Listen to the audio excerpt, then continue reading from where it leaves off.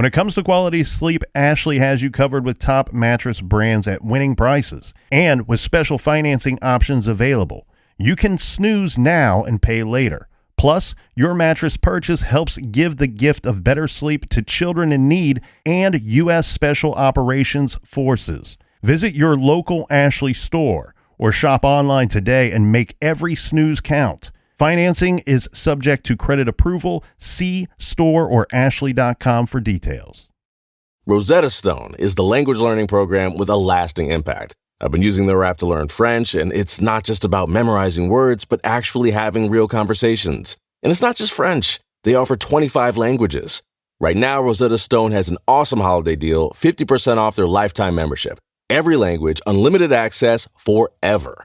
For anyone keen on diving deep into a new language, check out rosettastone.com. It's a game changer.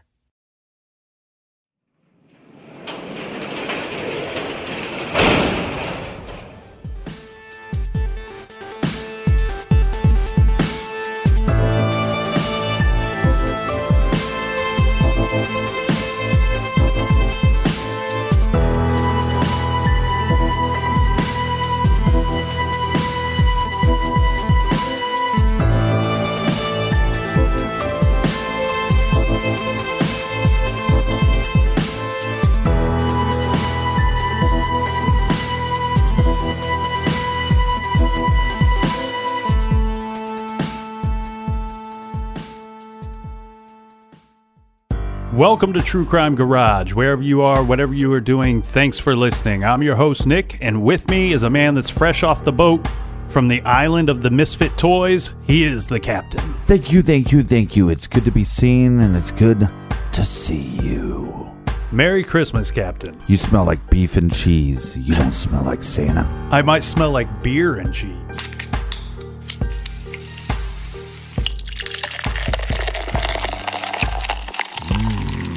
This week we are drinking Mississippi Mud Black and Tan by Matt Brewing Company. You've probably seen this one before, even though you don't know that you've seen it. This is the one that comes in the big jug-looking thing that has the big alligator on it. Garage grade 3.5 out of 5 bottle caps. Mississippi Mud is brought to us by some of our favorite True Crime Garage Army members. First we have Dave. Dave wants to wish his good friend Hutch from Toronto, Canada, a very happy birthday. So happy birthday, Hutch, from your buddy David, and of course, from myself and the captain. Like your jib. Next, we have Becky from the ever so popular location of Parts Unknown. Also, we have Deborah, who says she can't get enough True Crime Garage. I think Deborah must live down the street from Becky in beautiful Parts Unknown. We want to say hi to Sean and to Tim. Tim, who says, keep up the good work, guys. And we also have Daphne in Los Angeles, who says next time we are in LA, she would like to treat us to a proper round. Treat yourself, folk. That's right. Next up, we have Ryan, who says, I like your ghibli giblets. Pour one on the garage floor for me. Well, go ahead, Captain. Just dump a beer on the floor for Ryan. No. Nick has to clean up after every show, so that would be not nice to Nick. And last but not least, we have Monica in Washington, who recommends Belching Beaver Horchata Imperial Milk Stout. Say what? So we'll add that one to the list. So thank you for everybody for kicking in for the beer fund this week. And if you'd like to buy us around for next week's show, go to truecrimegarage.com and click on the donate button. And like always, you can follow us on Twitter, Snapchat, Facebook, and Untapped, all at True Crime Garage. That's enough of the business. Everybody gather around, grab a chair, grab a beer, and let's talk some true crime.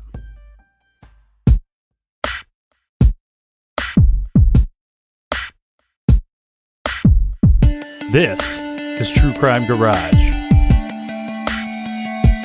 And this is the case of Jessica Chambers.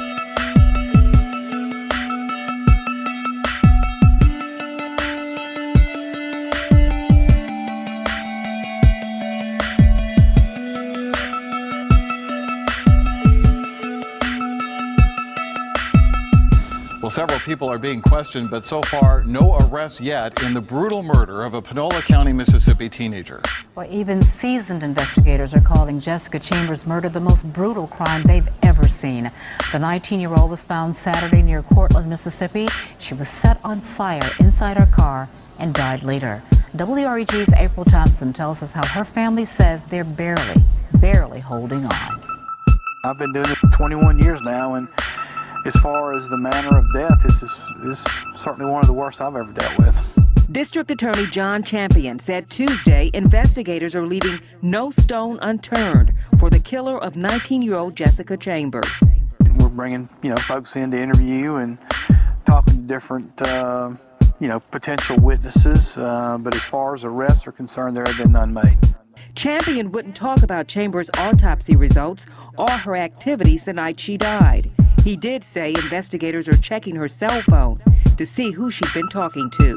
Something went wrong and we don't know what yet.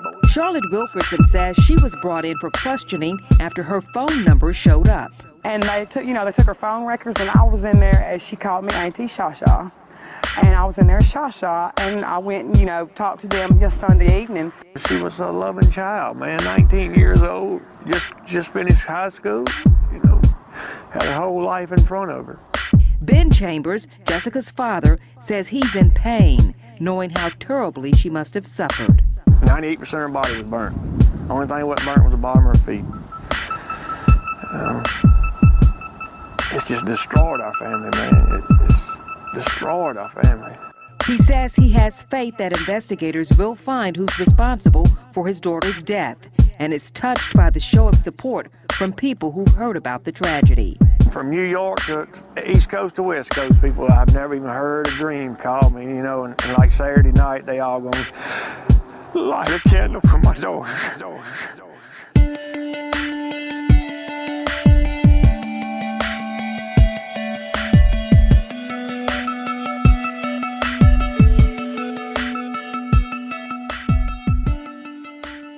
December 6th, 2014. This case takes place in Cortland, Mississippi, which is in the northern part of the state.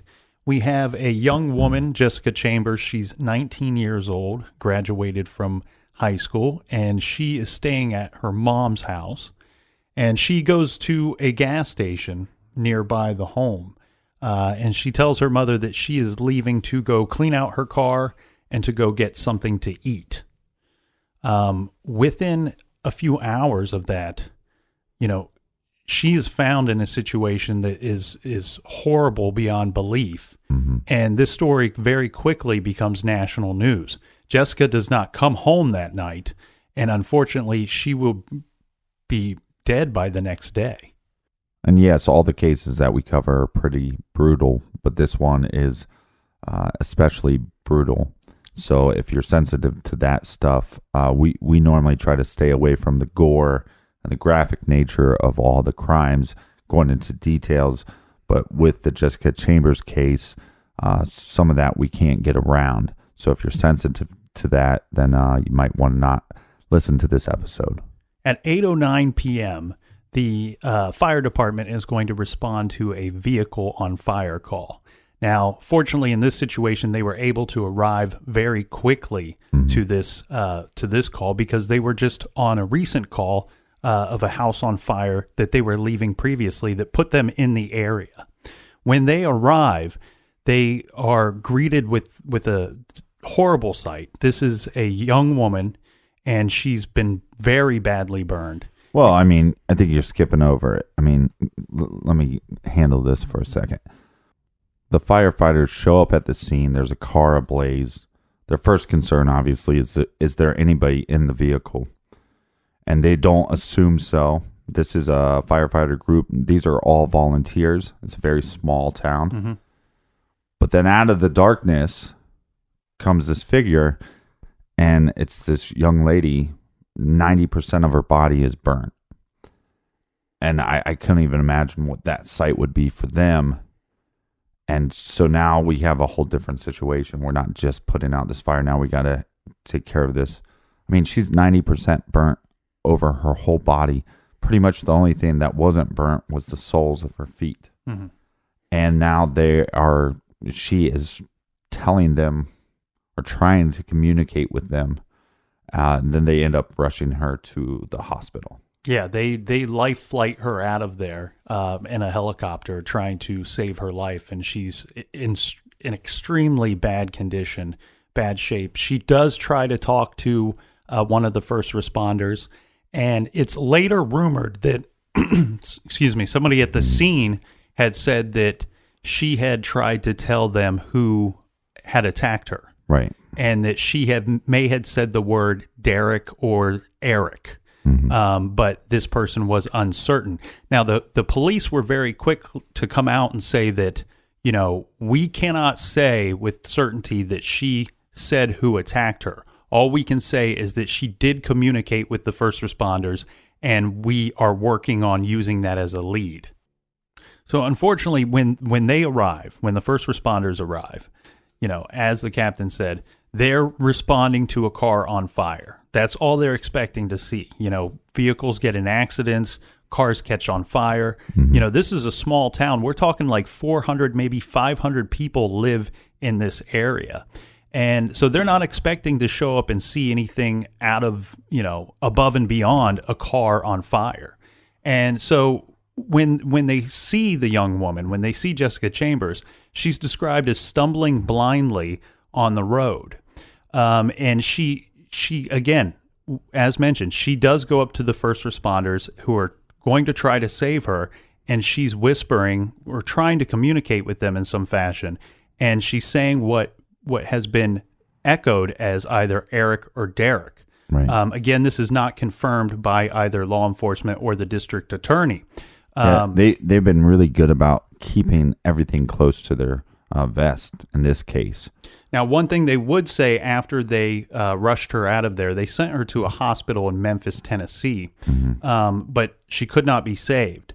And they were reporting that she had received burns on 98% of her body, and that doctors could not even insert a breathing tube because her airway had been so badly damaged. Now, Jessica's mother, Lisa Chambers, states that Jessica went to go clean out her car, and then she was going to go get something to eat, and she never came home. Her father, Ben, would later tell the news and media a little more about how his daughter was found. He says that the fire department arrived. Jessica was walking down the road and on fire. The only part of her body that wasn't burned was the bottom of her feet. And he would go on to say that whomever did this, they squirted lighter fluid down her throat and in her nose. And apparently she had been knocked out before this took place because she had a big gash on top of her head. So you have the gash on the head, and the interesting thing here is they constantly say lighter fluid. It's some kind of accelerant. So to me, it's like it doesn't have to be the car was set on fire with gasoline and then that somebody used lighter fluid to pour down her throat, which is, barbaric. Chances are, to me, whatever was used on the car was also used on her. Now, how did they get it down her esophagus?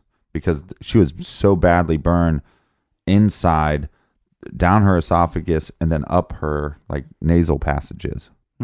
And that's why the doctors are saying they could not use the breathing tube to try to help save her. But this is why, unfortunately, because how she's found, this is why this case became such big news and such national news so quickly. We have a young woman who's burned alive, and she may have said who had attacked her to the first responders. Again, investigators would not comment on that to this day, but especially back then when this case was new in the late part of 2014. Now, one can only speculate. I'm sure she probably tried to communicate something to the first responders. However, being that disoriented, she's probably in shock. She's got the gash to her head. She's so badly burnt, possibly even on, her throat and face as well. I don't know how or what ability she would have to communicate anything. Well, and again, all these reports coming out by her father, there is no autopsy report that I could find. So again, there's the trial happening, and so they don't release this information. I at some point the autopsy is going to be released and would have more knowledge. But based on, we can just go based off of what the father is saying. Right. And that was his comments to the news and media in the early goings of this investigation. Now, Ben, the father, he works as a mechanic for the sheriff's department. So he may have been privy to some information, being that he's the father of the victim and that he works with some of the people investigating this case. Well, and also his daughter was sent to a hospital. She passed away the next day. And then just the conversation that he's having with the doctors. The doctors, it's not a full autopsy, but the doctors are obviously knowledgeable and the nurses are knowledgeable on what's happening with her and her condition to try to save her life.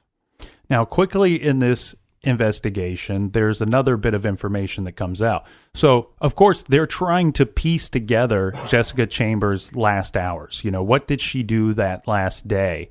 And who may have been with her and could have had the means of attacking her that day. And it's quickly reported that there's a videotape that comes out. And this is surveillance footage from the gas station that we had mentioned that she had stopped off at. On the surveillance footage, you can see Jessica waving to someone out of the view of the camera, and then she goes over and talks to whom I presume is whomever she was waving to. Jessica eventually returns to her car. She finishes pumping gas and she drives away. Now, during this brief stop at the gas station, you can also see a man in a striped shirt who appears to be filling up a gas can, and then he walks off. So, of course, police feel that this is a lead and that this is something that they need to find Jessica's killer. So with the small town and this gas station being a hot spot and all these cameras that are set up at the gas station, this is going to be something that is going to give law enforcement a lot of clues and a lot of information to look into. Yeah, and let's introduce the district attorney, John Champion, because if you start to look into this case, he's very prominent. He's at the forefront of almost every news clip that you're going to see out there, and he's given a lot of interviews since this attack. Now, as said... Well, since this murder. Yeah. John Champion is the district attorney for the area, and he goes on to clear up a few things and better describe some of the surveillance footage and the scene to which firefighters arrive. Champion does repeat that Jessica's mother had said that the 19-year-old had left the house to clean out her car and to get something to eat. There had been a rumor going around early in the investigation that Jessica was going to go to a party. But as anyone can see when you watch the surveillance footage, she is not dressed like she's going to go to a party. She has her hair just like she just put it up in a bun, and she's wearing what appears to be camouflage pajama pants. So she's very extremely casual, almost rolled out of bed casual. Plus, police would go on to speak with persons at the party that it was rumored that she was going to go to, and they all said that they had never seen Jessica at the party. This is all crucial stuff here because the authorities are trying to learn what happened to Jessica between the stop at the gas station and then about 90 minutes later when she's found in very bad shape and very badly burned. Champion also states that Jessica was not burning when she was found. This was just a rumor. She did go up to one of the firefighters and she did speak. Of course, Champion would not say what Jessica had said, but told the news that it certainly has given us a lead that we are following up on. He also states that the volunteer fire department that had responded to the car blaze was able to respond so fast because they were only a couple miles away at another call when the call came in. It was also clear early on that an accelerant, as the captain had said, was used, but they were not able to determine if the accelerant was poured on the car or onto Jessica or both. Now, Champion believes that the key to everything in this case is her cell phone. Okay. Jessica's phone. He was going under the assumption that she had received a call before she left her house. Now, Jessica's phone was found near her car. And so there's a bit of a process here, okay? Well, let's start with the PJs, right? Right. So we got she's wearing PJs, so everybody's assuming her plan that night from all accounts is that she was going to go to this party.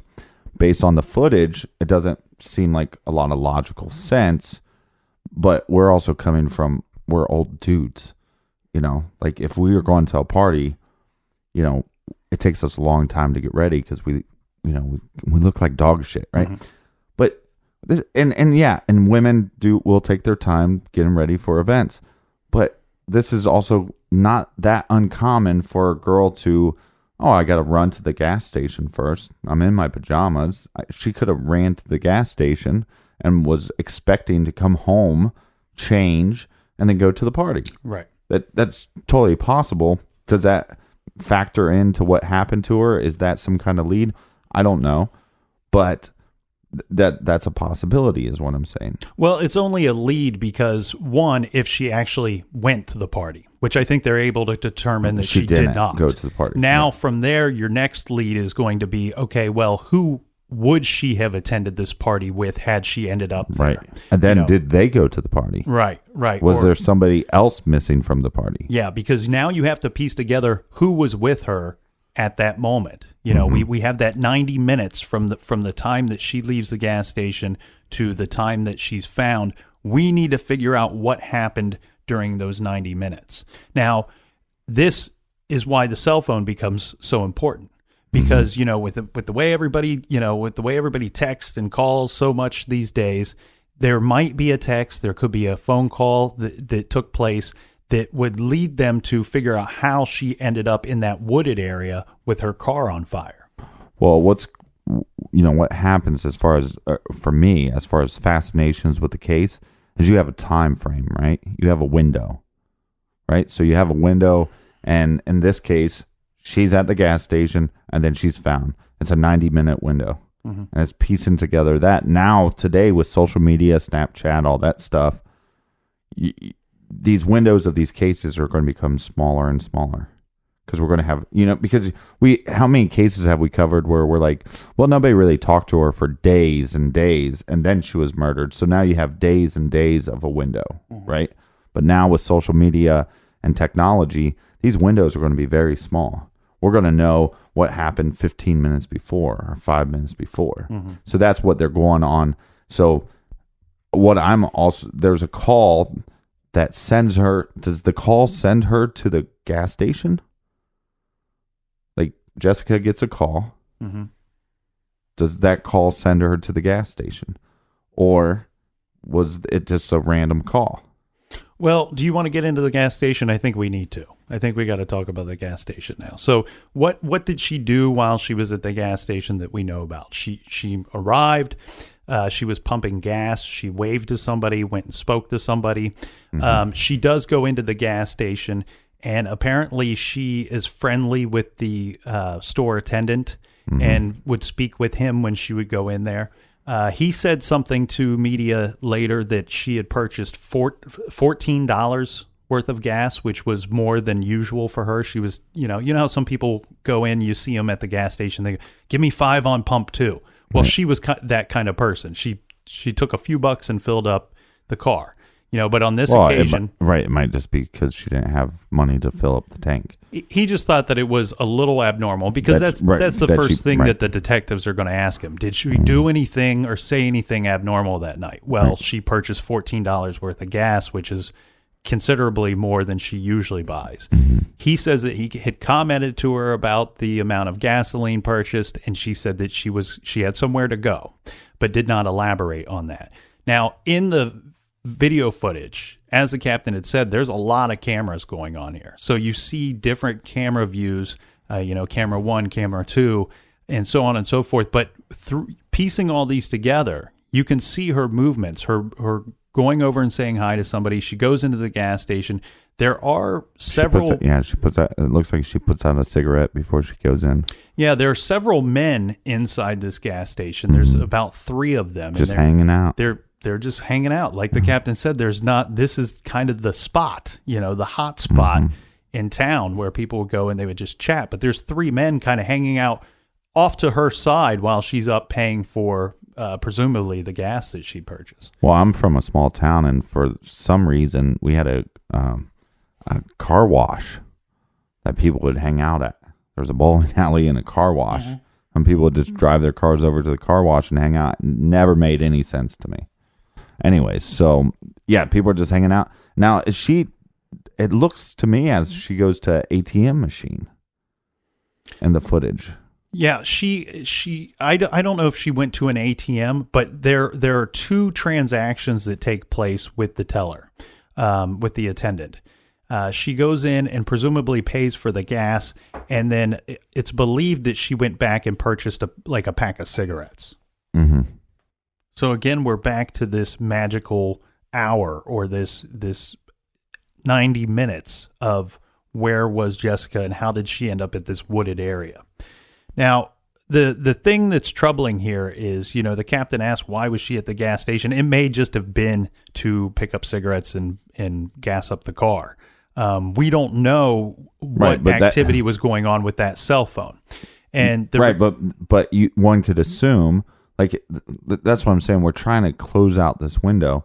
And so it's but one could assume if she's going to, in her PJs to get gas, why you're getting gas at night for a reason. Mm-hmm. Is it for the next day? Is it to go to this party? Are you getting cigarettes just because you're a smoker? Or are you getting extra cigarettes because you're going to a party? See what I'm saying? I'm trying to figure out what her intention is for later on in the night. Right. I think that, investigators are working off of the assumption that they're taking her at her word, that she was just simply going to clean out her car and get something to eat. She's dressed to me as though she's returning to her mom's house afterwards. But yeah, you're right. What were her intentions after that? We don't know. Well, yeah. I think you're totally correct. Her intention is to go back to her mom's house. But what is her intention after that? I mean, it's at night. Why are you cleaning up your car? Are you cleaning up your car because you want to pick up a guy? I mean, think about, I kind of have a messy car here and there. But if I was going to pick up a girl for a date, I want to clean it out, right? Mm-hmm. I don't want to be Captain Slob, right? You don't want them to get in the car and go, ugh, there's all these, wrappers everywhere. So maybe, but that's what I'm saying. Was that her intent? And then did she meet up with this person earlier? Did she not go back to her mom's house? Right. Well, but the thing here is, right. You've got to figure out if she met with the person that set the fire, right? Or was she carjacked, or did something get in the way of her plans that evening? Right. Was there a text or a phone call that led her elsewhere? Right. And that's another difficult thing about this case. I mean, it's a fascinating case, but because of the trial and because of this, it's not case closed, that this information is not out there. Normally we cover a case and we can say, okay, based off the trial and based of what the cops released, we know their phone records. This, we're kind of in the dark. Yeah, there's been very little released on this case, and due to that, we've seen nothing but rumor. And unfortunately, this case was very hard to read about and research for the obvious that she was the horrible manner that she was killed. Right. But on top of that, there's so many news articles and there's so many news clips that you will read something in one article and then read another article that will tell you that first one was all rumor, and so there's a lot of this back and forth when you look into this case. Just a prime example, the father says that she was found burning when the first responders arrive, and the district attorney quickly says, well, that's not true. That was just a rumor that was going on in the area at the time. So with these rumors, you're going to see this time and time again in this case. I mean, very quickly into this investigation, by January of 2015, there are some wild theories out there, and they're just about everything that one can think of. Mm-hmm. Mentions of the KKK, of bikers, Aryan Brotherhood, meth gangs, everything that you can think of. Right. There were Satanic. Theories for this case. Yeah, and we can dive into that right after a quick. This show is sponsored by BetterHelp. Do you look forward to the holidays? Maybe you struggle with seasonal blues. This time of year can be a lot, and it's natural to feel some sadness or even anxiety about it. But adding something new and positive to your life can counteract some of those feelings. Therapy can be a bright spot. something to look forward to make you feel grounded, and to give you the tools to manage everything going on. If you're thinking of starting therapy, give BetterHelp a try. It's entirely online, designed to be convenient, flexible, and suited to your schedule. Just fill out a brief questionnaire to get matched with a licensed therapist and switch therapists at any time for no additional charge. Find your bright spot this season with BetterHelp. Visit betterhelp.com/garage today to get 10% off your first month. That's BetterHelp, HELP.com/garage. This ad is about AT&T's deal on the new iPhone 15 Pro, and it's real, guaranteed. That's not always the case with other ads. The view of a lifetime. Only with a pricey upgrade. Breathe in to find inner peace. Then pay extra to remove the ads. At AT&T, we mean what we say. Learn how to get iPhone 15 Pro with titanium on us with eligible trade-in. Guaranteed. Connecting changes everything. AT&T. See att.com/iPhone for details about the guaranteed trade-in promo for new and existing customers. Available for a limited time. Terms and restrictions apply. Dreaming of overseas adventures or connecting more deeply with family from afar? Rosetta Stone bridges the language gap. I've tried others, but Rosetta Stone's immersive lessons and voice feedback technology are game changers. Dive into 25 languages by learning intuitively, just like when you were a kid. And here's the holiday sparkle. Grab a lifetime membership now and save 50%. Gift yourself the world. Head to rosettastone.com now and save 50%. Beer break. All right, we're back. Cheers, everybody. Cheers. So we're knee deep in this case, right, Captain? We have this young woman who was found and she's been murdered, and we're trying to piece together her last hours before the attack and before she's killed. Now, as we said, there's rumors, there's theories coming out. Why? Because the detectives, they're holding everything close to the vest here. They're not releasing a whole lot of information, and this will cause the rumor mill to run wild, right? And with Jessica being so brutally, the murder was so brutal. I mean, somebody set her on fire, set her car on fire as well. Everybody wants to know answers. Everybody wants to know why, and they also want somebody to pay for this. They want justice to be served. So a close friend of Jessica, a man claiming to be close friends of Jessica, claimed also that Jessica at some point lived with his mother for about 6 months or so. Comes out saying, well, look, this is pretty simple. This all goes back to her father Ben. So he claims that Jessica Chambers' father, Ben, was a meth dealer. Now, like we talked before, Jessica's father works for the police department. Mm-hmm. He's like a mechanic. Mm-hmm. But this guy's claim is that on the side that he's also a meth dealer, and her death is a direct cause of him being a drug dealer. And so what he comes out, and then the other interesting thing here is that her brother Ben, not her father, but her brother Ben, a year or so prior to all this, was in a single car accident, and he died. So he also claims that was related to the father being a drug dealer. That there's some kind of turf war going on. Right. There's amongst drug dealers, and that they're attacking Ben's family. Right. Basically, like, hey, if we killed off your son, so knock it off, and just and in the hopes that he's going to stop selling meth. And then again, when that didn't happen, now, well, we're going to kill your daughter. He also makes claims that Jessica had some run-ins with these gangs before because of her father as well. They're targeting this girl, and she was gang raped twice. That was one of the hardest parts about this case for me, Captain, when I was looking into it. There were so many rumors going on, but on top of that, for every news story that you would read, you have the blog commenters below that you can read their comments, and a lot of them were so racist on both sides of the tracks, I guess you could say, whether it being African American people saying racist things because she was a white victim, or white people saying racist things about African American people being, that she was, known to have dated African American men.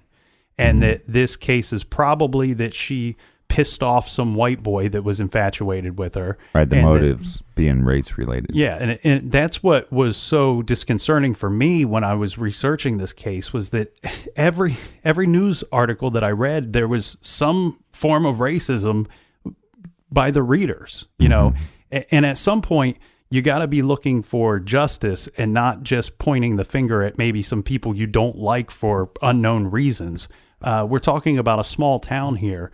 Well, it seemed to me that a lot of people had, previous agendas. Yes, and then you're exactly right. Then they're looking at this case and whatever their agenda is, So if it's like, oh well, I don't believe that white women should date black men, so then I see this case and I go, oh, see, this is what happens, right? And it's like, I mean, maybe there is motive for that. I mean, we talked roughly like, it's possible that some of the guys that she dated were in gangs. It seems like this area, has a lot of gang activity. Yeah. And if she was dating a guy in one gang, then maybe her murder was retaliation on that gang, and that's very possible. Yeah.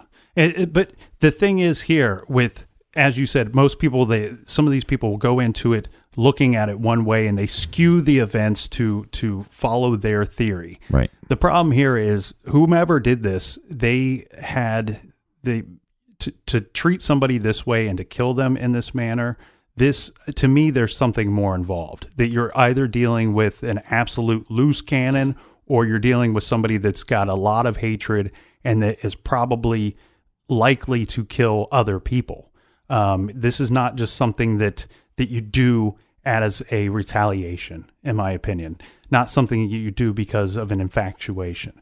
But again, it's a senseless crime, though. So trying to make sense out of a senseless crime, it puts us in a bad spot. Right. I don't agree on that level because I think, it's kind of this alpha thing. Who's the alpha dog in these gangs? And so it's always taking things to the next level. So yeah, if it was gang related, if it was drug related, on her brother's death, we ran this guy off the road. He died in a car accident. Then they're upping the ante and saying, okay, well, we can't just shoot somebody, right? Mm-hmm. They're trying to make a statement here. So that's where I look, would this person kill again? Yeah, whoever did this is an absolute psychopath, is an absolute fucking monster, is an absolute fucking animal, and it's ridiculous, but they will kill again. But to say that, well, I don't believe somebody would do this heinous of a crime just if it was gang related. I don't buy that. I think it's very possible. So let's get back into some of the facts of this case, right? So we have at roughly 5:30, Jessica Chambers is seen on the surveillance camera. This is at the gas station that we had discussed. Now, we did say that they were able to retrieve her cell phone near her vehicle at the scene of the crime. Now, they are able to determine later that there was phone activity at the crime scene where she would later be found. And this phone activity took place at approximately 7:30 p.m. Mm-hmm. Now, at 8:09 p.m. is when the report of a car on fire goes out and they get the call. Now, at 8:13, remember we had said they showed up very quickly. Just 4 minutes later, they find the vehicle and then they find Jessica Chambers. Mm-hmm. At 9:30 p.m., Jessica has already been life-flighted to Memphis to try to save her. But at 9:30 p.m., we still have a crime scene that we're dealing with. Now, there is a tow truck driver who shows up and he removes the vehicle. And he's going to take it back to the police impound lot where they're going to, test it for whatever that they need to test it for. Hopefully they did some proper testing at the crime scene itself. Mm. But he is going to stop off along the way, which I think is probably extremely frowned upon. But he stops off at this very same gas station that Jessica was seen earlier on the surveillance footage. Right. Now, what happens here is he's stopping off to buy a pack of cigarettes. Well, the store attendant then proceeds to take pictures of the burnt vehicle. And he would later post those onto Facebook, and he would also state some details about the crime. Now, later we would learn that a lot of these details that he states on there is simply more rumor than actual fact. Mm-hmm. But what he does here is he throws himself into the suspect ring. Well, and like we said before, this gas station is kind of a social gathering. So this rumor mill in this small town, and who's seeing it or who's hearing it? It would be like the bartenders, or in this case, the gas station attendant. And now, for some reason, he's posting this stuff on Facebook. Yeah, and what this whole thing is going to come down to is going to be that last hour that she was alive, and her cell phone and the cell phone activity. This is what they need to figure out. And that's the process, though. There's a process of figuring out that cell phone. One, you have to get the rights to look up all the records of the usage of the cell phone. And once you've cleared that hurdle, you may have to figure out the password or figure out how to access the cell phone to view the activity. Yeah, and you'll see this time and time again as they're interviewing people from the town, saying, oh, yeah, we were contacted by the police because Jessica at some point, contacted me a couple days before or the day of, and then the police are starting to question these individuals. Now, I don't know what the father does. I don't know him from anybody, but I never really liked the father theory. Whether it be, I believe that person that had mentioned that this was in retaliation to something he was doing or some kind of turf war, right. That man had also stated that he believed that Ben was a suspect and being questioned by police. I don't know if that's the facts.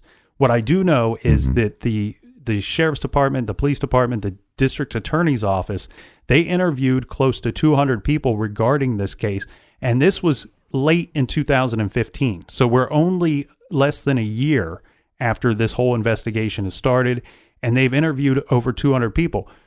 We're talking about a town of only 400 to 500 people. You've almost interviewed half of the occupants of this town trying to figure out what had happened. Now, of those 200 people that were interviewed during the course of this, they figure out a few things, okay? And a lot of this is going to revolve around persons at the gas station that we had spoke of earlier. Now, first we have the gas station attendant who became a suspect because he took the photos.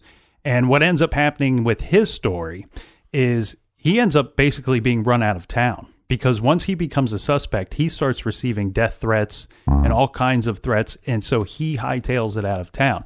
Now, the police would go on further to state that they do not see him as a suspect, that they've interviewed this man and they don't have him on their list. Right, but we see this all the time where you're guilty in the public eye. Mm-hmm.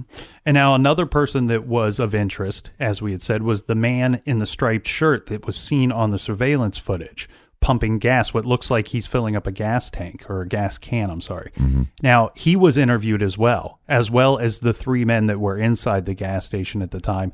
And the police, it's funny here because if you read certain newspaper articles, they do say that none of these people that they have been cleared. All right. That they've all been cleared in the investigation. I've never seen those words or heard those words coming out of the district attorney's mouth, because what he simply says is that those people have been interviewed, they've been talked to, and they are not suspects in this case. He's not saying that they're cleared, but they're not suspects. Now, what does take place in this investigation, throughout the investigation, there are rumors all along, like the captain had said, that this could be some form of gang activity or some kind of gang-related crime. What that leads to, and the district attorney's words are, that he does not believe that this is a gang-related crime. However, it does lead them to several gang members or people involved in gang-related type activities. Right, but my argument would be if she was murdered by a gang member, then therefore it's gang-related. Yeah, what they end up doing is they will arrest and speak with 17 suspected area gang members. This took place in December of 2015. They're arrested on gun, drugs, and counterfeit charges, amongst other charges. But again, the district attorney, John Champion, he does not think that any of these suspects, of these 17, are related to Jessica Chambers' murder. But he did say that while the investigation led them to them being investigated for other crimes, he did state that in their plea negotiations, all will be given an opportunity to help themselves, and maybe that will bring us closer to the truth. Right, closure. So almost over a year goes by, and the rumor mill is going crazy because the police are keeping everything close to the vest. But now we have a suspect. Now we have an individual that we're going to charge in the murder of Jessica Chambers. Yeah, there's a man, Quentin Tellis. He's 27 years old. And the district attorney would say that he was a suspect early on in the case. However, they let the investigation lead them elsewhere. And he did not become the focal point of their investigation until the fall of 2015. Now, Tellis, he had once lived in Cortland, and that is where the district attorney says that he and Jessica Chambers had become friends. The district attorney does not elaborate on the relationship that they had. But he states that Tellis moved from Mississippi to Louisiana in the summer of 2015. This is the summer after Jessica Chambers is killed. Right. Now, while he's there, Quentin Tellis is arrested in August of 2015 on 3 counts of unauthorized use of a debit card. And this debit card would be in connection to another homicide victim. Right. This is a woman that's identified as a 34-year-old University of Louisiana Monroe student from Taiwan. According to an affidavit in the case, Tellis used her bank card belonging to this missing woman on April 7th. This was the day before her body was found. And again, he used that same card on August 18th and August 19th. Each time he's withdrawing $500. The authorities had also procured photo evidence, and they interviewed Quentin Tellis on August 20th, at which point he admitted that he used the Chase bank card on the 3 listed transactions that I had just stated. And he also admitted that he was the individual seen in the ATM photos that the police were questioning him about. Following the questioning of Quentin Tellis and him admitting that he used the bank card and that he was the person seen in the ATM photos, the police, they get a warrant to enter Mr. Tellis's home. Now, this is his home in Monroe. And they discover there a 1/4 pound of marijuana in his bedroom that is packaged for sale. So the suspect, he had stated that, I sell marijuana. And so he's arrested and booked on several charges, that being using the dead woman's debit card, as well as being charged with possession of marijuana with intent to sell. So when Quentin Tellis comes back onto the radar, right, when he becomes the focal point of their investigation into the Jessica Chambers murder, Quentin Tellis is already being held in a correctional facility in Monroe, Louisiana. This is about a 4-hour drive from Cortland, Mississippi. Like, he was a suspect. There's somebody that was on the radar with Jessica Chambers at the beginning. Then he moves after her death, which is a little sketchy anyways. Then he's involved with this debit card. And now they're going, okay, maybe we need to look at this guy again. Yeah.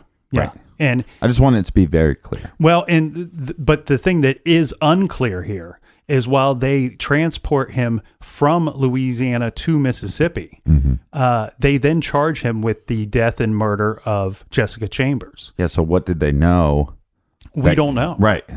That's what's so frustrating about this damn case. We don't know what they know because they won't say anything. Now, what they will say is that if you listen to and read the district attorney and what he said about this case all along, he's always said that this case will go back to the cell phone, that her cell phone is going to present us with a lead that's going to lead us to an arrest and then an indictment and hopefully a conviction. So in this case, while they won't state the specifics of that, We know that they've arrested this man after they were able to access her phone and to see the activity of her phone. Now, this guy, they bring him in, and it's unclear to me what the motive is, what his motive is for murder. Now, they have gone on to say some things like, the forensic evidence in this will be a big part in a driving force in the prosecution of Quentin Tillis. Now, did they find something at the scene? I don't know. Did they find something in his home in Louisiana? We don't know that. However, there's been something to connect him to this case, and it's not just that he had some kind of friendship or relationship with Jessica Chambers. Right. Yeah, because we could just assume we're bringing this guy back. Now let's start questioning him. They don't do that. They charge him. Mm-hmm. So there's a smoking gun somewhere. Yeah, and I think what we're going to see is now he's going to stand trial for the murder of Jessica Chambers in 2017.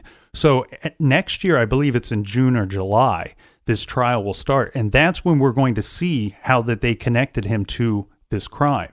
They did figure out one thing forensically regarding this case, that they believed all along that the person that set fire to the car and set fire to Jessica was most likely in the car before this took place. I don't know what information or evidence they could retrieve seeing the state of the vehicle. I mean, the car was burnt so badly. It was a black car, and when you see pictures of it now, it's white. Right. It's a completely white car. But they believed all along that this was a very up close and personal attack and murder that took place, that this person attacked her physically and was in the vehicle when this happened. So then he stands trial for this case. Correct. He's been charged and he's been indicted, and they will go to trial in the summer of next year. Now, this is a capital murder case. Right. So there is the opportunity for the death penalty in this case. Now, but we all know that usually they're going to kind of weigh their options here. The district attorney has not outright said that they're going to seek the death penalty. Now, obviously, the community really wants that to happen, and I'm sure a lot of people listening want this to happen because of how horrifying her death was. Well, yeah, and if he's charged, maybe they should throw some lighter fluid down his fucking throat and set this motherfucker on fire. Well, but the thing is here, they have to weigh their evidence, because when you're going to seek the death penalty, it usually needs to be a very open and closed case. Right. It needs to be very obvious to the jury that this guy deserves the death penalty. And again, because they've not released anything, we don't know what kind of evidence they have on this guy. Now, we should point out, though, that he's also been indicted and he's been charged with the murder of the student, right, of the debit card that he was using. Yeah, because at the time they didn't have enough evidence, so therefore they just charged him with the use of the card. That gets him in their custody. That gets them access to this information. So, if you watch the Nancy Grace clips, and she's going, and this guy got away 10 years for murder. I don't know if that's how she sounds, but anyways, guys, she's annoying sometimes. But anyways, that was like, wow, this guy's going to get away with murder. Boom, now he's connected with Jessica Chambers. Hopefully he gets sentenced to death for that.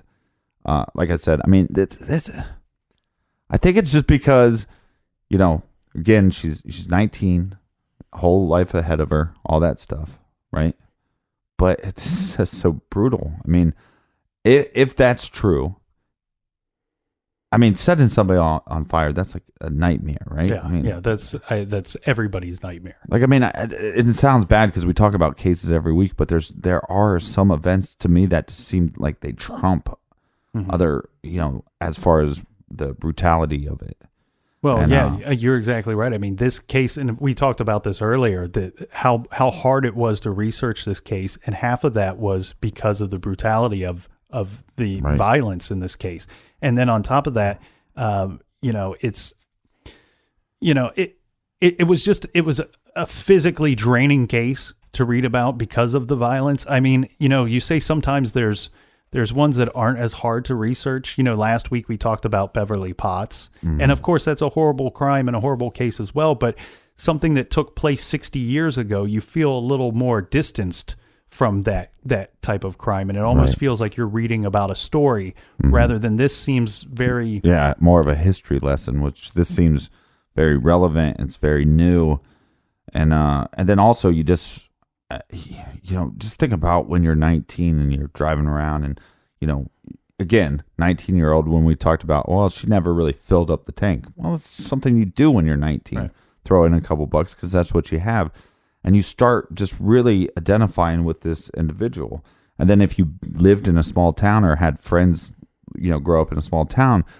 And so, I mean, I'm not normally one to just say, let's kill this dude, but for some reason, this case, this is horror. It's sad. And then I see pictures of this guy, and he's the definition of a monster. He's the definition of the devil, which then also started rumors that this was a satanic act and all this other junk. But you're going to continue to see rumors about this case and wild theories about this case, even though they have their so-called man. Well, you're going to continue to see that until the trial comes out and we start to see what links him to the crime and who he is exactly. Now, I don't want to prosecute the guy here in the garage because we should assume that he is innocent before, but the thing is I could do that if I wasn't drinking. With the death of the student from Louisiana Monroe University, that was an extremely violent death as well. I believe she was stabbed over 30 times. Right, that's what I'm saying. I think this guy is just a freaking monster. And what we're talking about here, though, is somebody that has the ability, that is capable of very heinous and violent murders that are up close and personal. Right. I can see why these two are very linked, that you can link these two together because of the amount of violence, because of how close you would have had to been when you were attempting to end that person's life. Whomever did this to Jessica, basically, they set her and her vehicle on fire and they walked away. They walked away hoping that she would never walk away and that she would never be able to tell what had happened to her. Now, she survived long enough, and we don't know what tips she gave and again, that will probably come out in the trial. Right. We don't know what she said to the first responders, but I hope she had the last word in this case.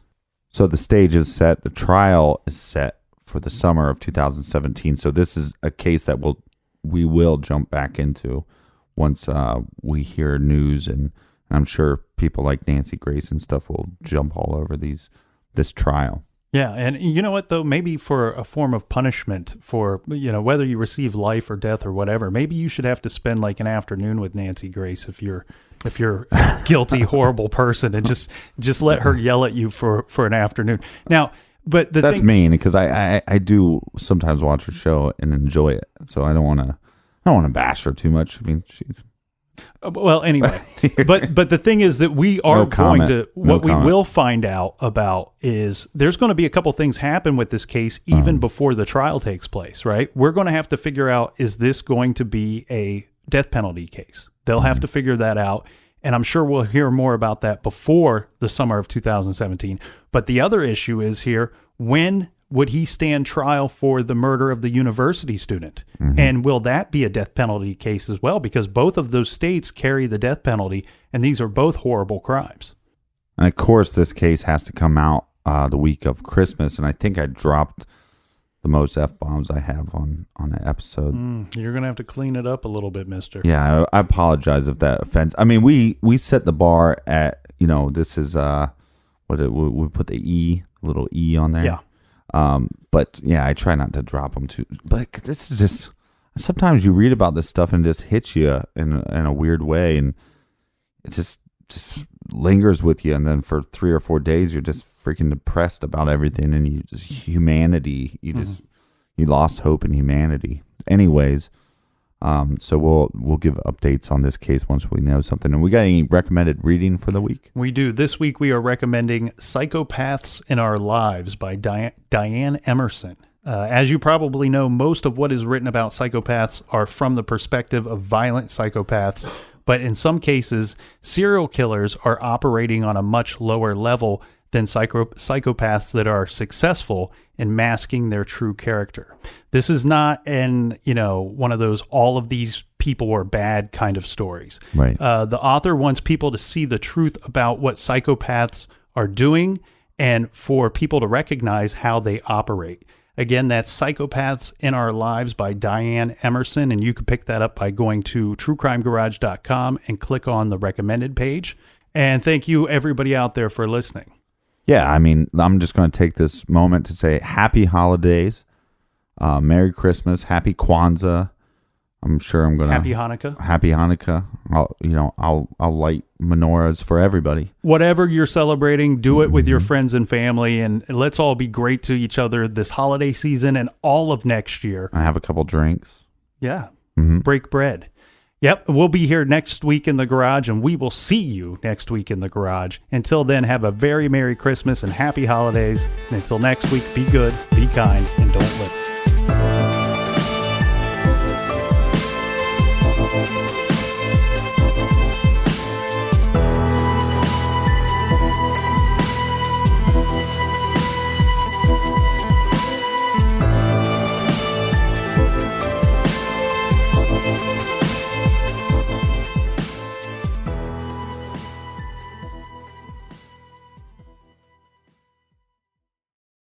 You can start your day off right when you find a professional on Angie to get your plumbing right first.